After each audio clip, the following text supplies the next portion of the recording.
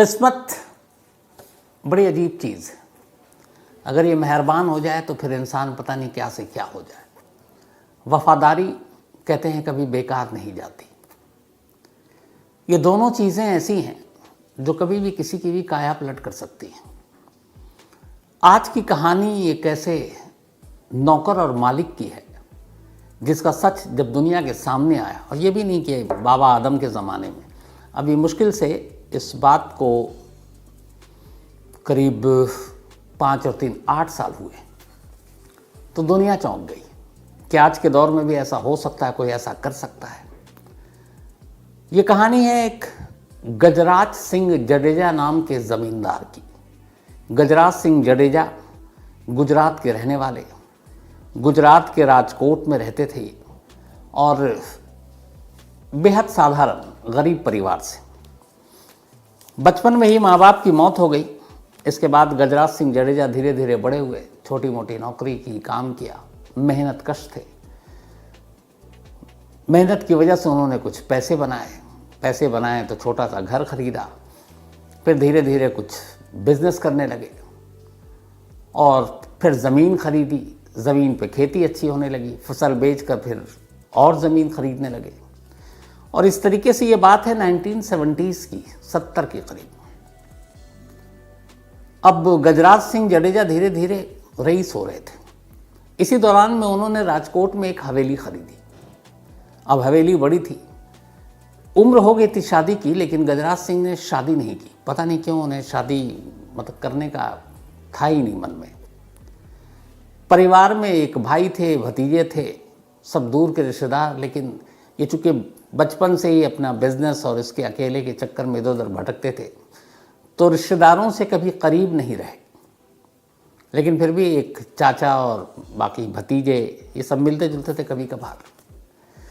70s में एक हवेली इन्होंने खरीदी राजकोट में। अब हवेली में एक किसी नौकर की ज़रूरत थी। एक कथक जायसवाल, बल्कि कथक जयपाल उर्फ विनू भाई, इनका नाम कनक जयपाल विनू भाई, ये भी राजकोट के करीब एक गांव में रहा करते थे। कनक जो है या विनू भाई राजकोट आए थे ताकि कोई छोटी मोटी नौकरी कर सकें। तभी इन्हें पता चला कि एक हवेली में किसी नौकर की ज़रूरत है।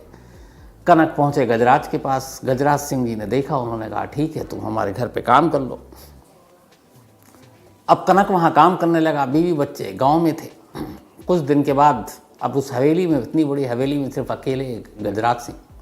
अच्छा, इधर गजराज सिंह जडेजा जब पैसे आने शुरू हुए तो उनकी दिलचस्पी थोड़ी राजनीति में भी गई। उन्होंने कांग्रेस पार्टी ज्वाइन कर ली, सोशल वर्क करने लगे और धीरे धीरे अब उनकी संपत्ति बढ़ती जा रही थी। तो गजराज सिंह पॉलिटिक्स में ज़रूर गए, कांग्रेस ज्वाइन किया, लेकिन जो उन्होंने संपत्ति अर्जित की वो बेईमानी से नहीं, वो अपनी मेहनत से, अपने लगन से, और उसके बाद वो उन्होंने काफ़ी पैसे कमाए।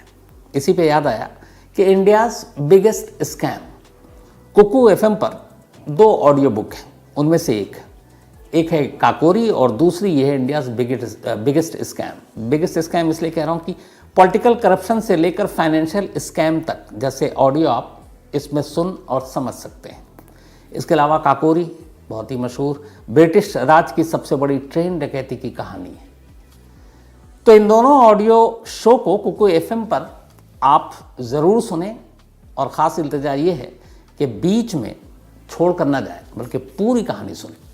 तो कुकू एफएम देश का बेस्ट ऑडियो शो प्लेटफॉर्म है।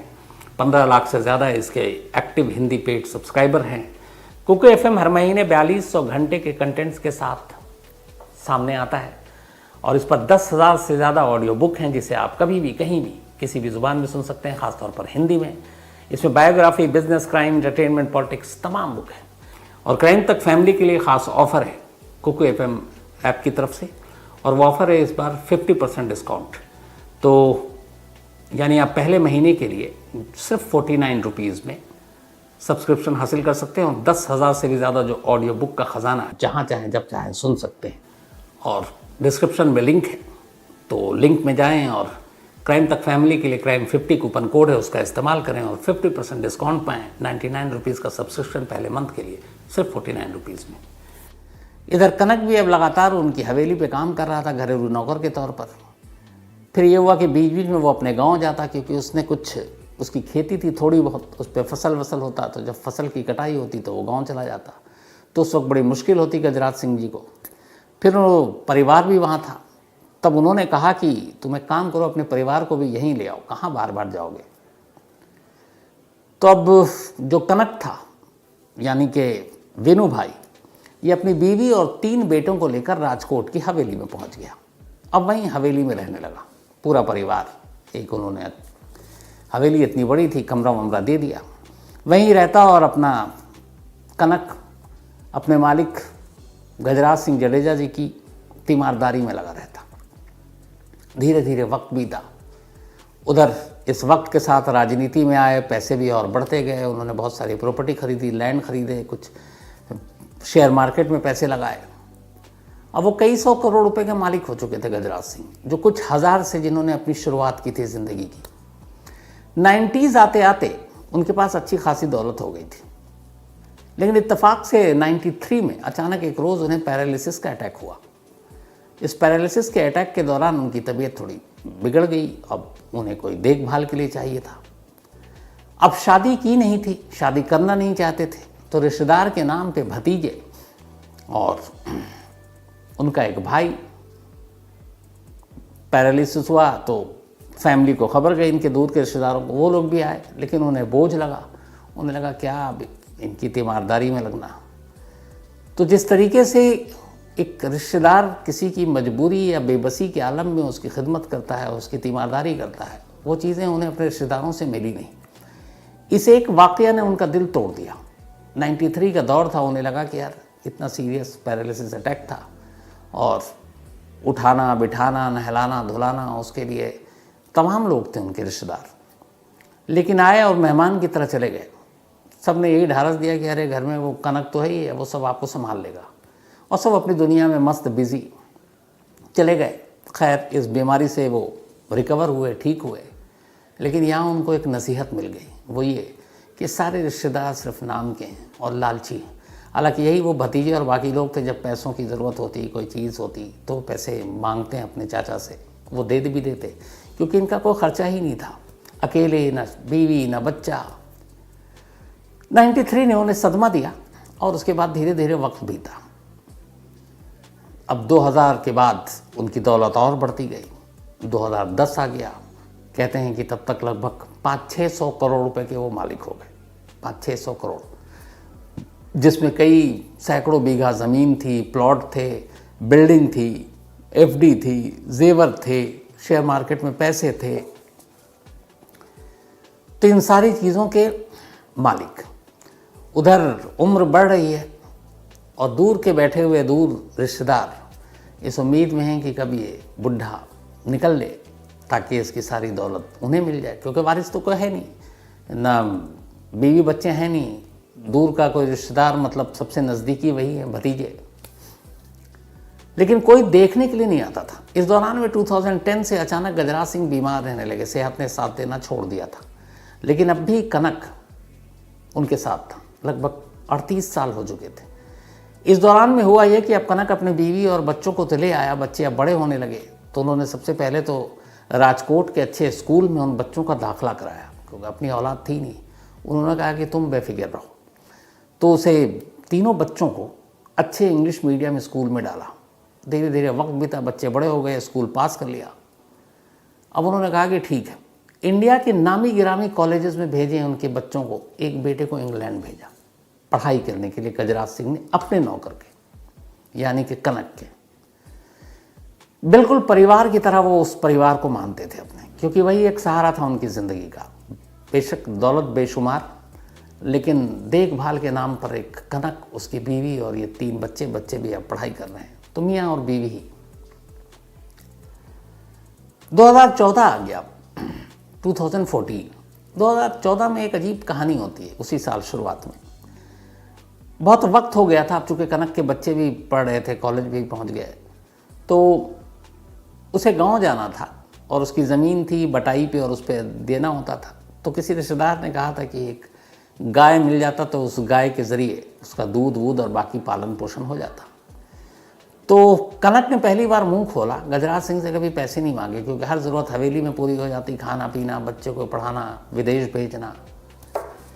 उसने कहा कि मालिक मुझे कुछ दिन के लिए गांव जाना है। गजराज सिंह ने कहा कि मेरी तबीयत ठीक नहीं है तो अभी मत जा। चुप हो गया, उसने कुछ कहा नहीं। लेकिन फिर उधर गांव से उसके ऊपर जोर, कोई नज़दीकी रिश्तेदार कि भाई आ जाओ, थोड़ी मदद हो जाएगी, एक गाय दे दो। थोड़े दिन के बाद फिर उसने कहा कि मालिक मुझे जाना है और आपसे एक चीज़ मांगनी है। तो उन्होंने कहा बताओ। तो उन्होंने कहा मुझे एक गाय चाहिए। पता नहीं किस मूड में थे गजराज सिंह, उन्होंने मना कर दिया। उन्होंने कहा कि तुम्हें छुट्टी भी नहीं देंगे और तुमको गाय भी नहीं देंगे, तुम यहीं रहो। अब मायूस कनक वहीं रहा। लेकिन फिर कुछ महीना बीता, दिसंबर, ये 2014 की बात है, बार बार फ़ोन आ रहा था। तो गजराज सिंह ने कहा तुम एक काम करो, गांव हो आओ।